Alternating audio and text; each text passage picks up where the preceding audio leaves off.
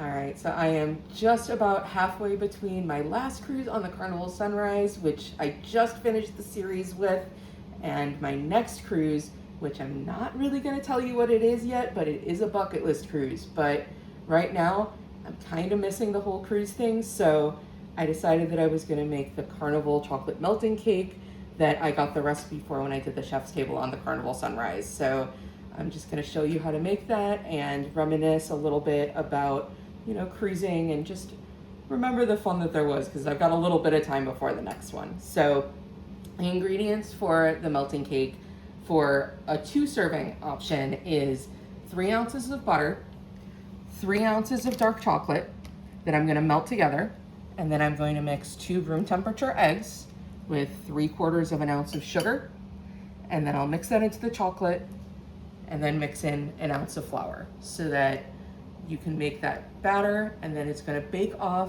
in the oven in some little ramekins, and it's going to be that nice melty, partially solid and very liquidy and warm and comforting Carnival melting cake that is iconic at this point for Carnival. So let's go ahead and get started. I'm going to start off by measuring out 3 ounces of chocolate chips into the 3 ounces of butter, which is just under 6 tablespoons of butter. Right, and then I'm going to pop a wet paper towel on top while I microwave it, just so that it doesn't get all over the microwave.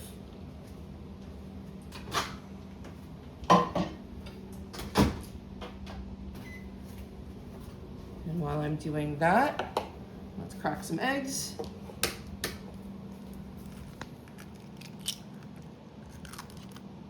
There's one. There's 2. And then we're going to get 3/4 of an ounce of sugar.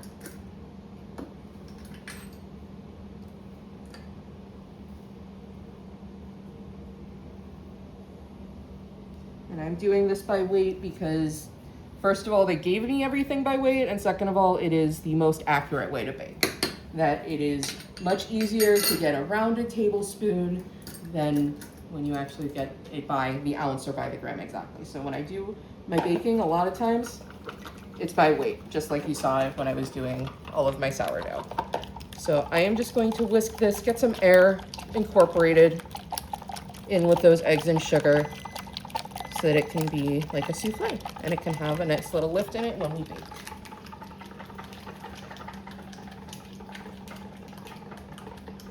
And then having them at room temperature really helps with the bake time. That if it's too cold, it's not going to bake properly in the amount of time.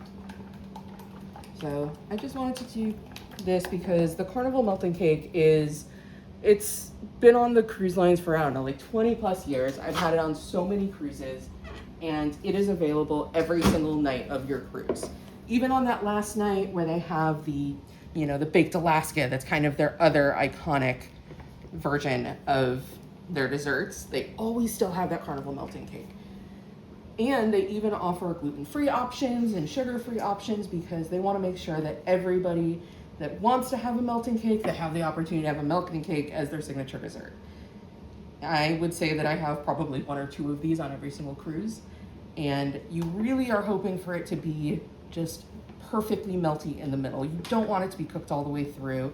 You want it to have that little bit of almost like batter. So now everything is melted, the butter's incorporated, and I am gonna go ahead and slowly drizzle this in with the eggs and the sugar and mix it in. And you wanna do this pretty slowly because you don't want the eggs to cook as you're doing this.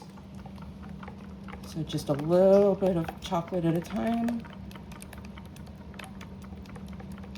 so you can really get it incorporated.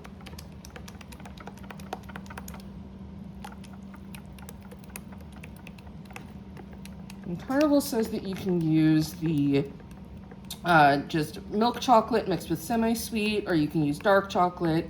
I went with dark chocolate for all of the 3 ounces because I'm just a really big dark chocolate fan. But if you're not a dark chocolate fan, go ahead and do milk chocolate or semi-sweet or any kind of variety that you like. All right, so there we go. We've got the eggs in with the sugar and the chocolate and the butter. And now I just have to add in an ounce of flour. So I'm gonna tare that.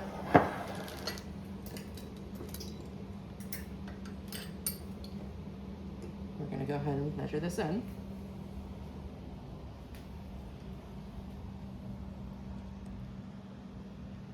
A little more.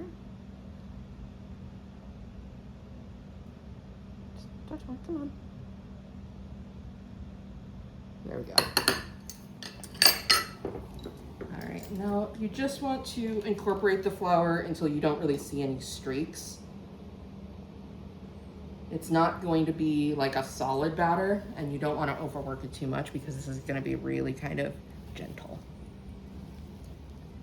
So there we go. Everything is just barely incorporated. And this is honestly basically a brownie batter. This is very similar to the brownies that I make for my husband that we joke that he married me to not let the brownie recipe get away. So now I'm gonna take 2 pre-greased ramekins and I'm going to split this between the 2. There's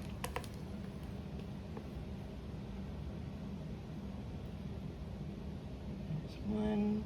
I'm gonna do my best to get them even. I'm not doing it by weight, but they will be pretty close.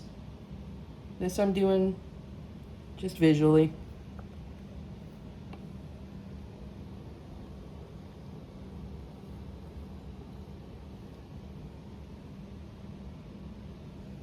There we go, a little bit left.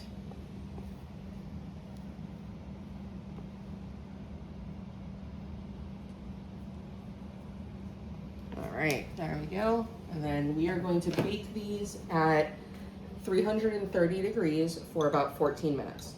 Carnival says to do it at 320 according to the chef's table graphic that I got, but in my oven, it does best at 330 to be done in 14 minutes. So let's pop them in the oven.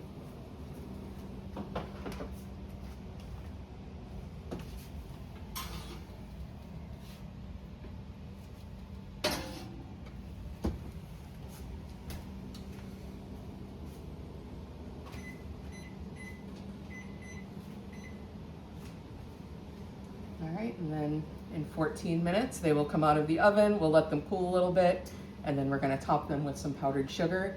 And I think I'm gonna put some butter pecan ice cream with it, just like the chef on the Sunrise recommended. So I'll see you when they're done.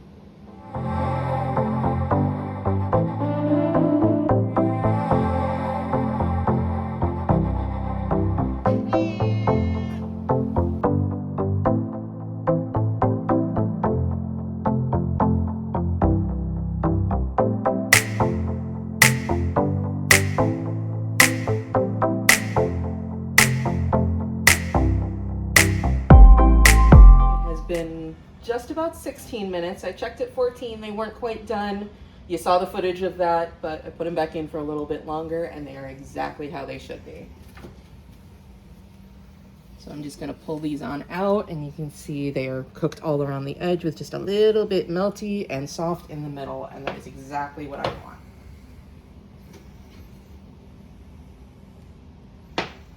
There we go, and we are just going to let those cool for just a little bit before they're ready to eat.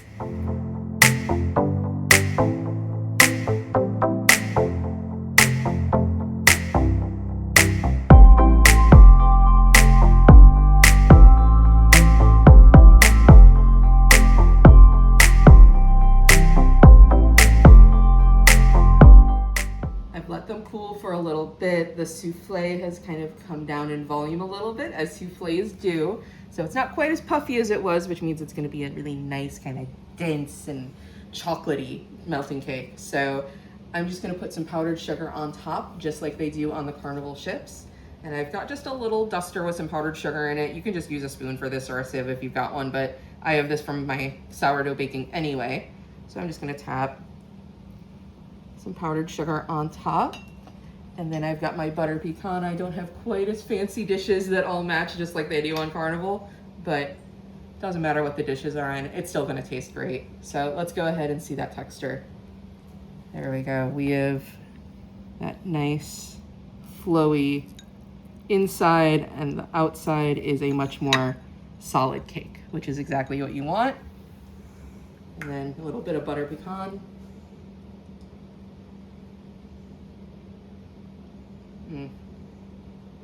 That is perfect. And it's exactly like on the ship. And it takes me right back to my vacation. And I am going to let this carry me through until the next time that I am on a Carnival ship in just a couple months. So I hope you enjoyed this, getting to see how to make a Carnival melting cake. Please go ahead and like, comment, and subscribe right down below, and I will see you next week.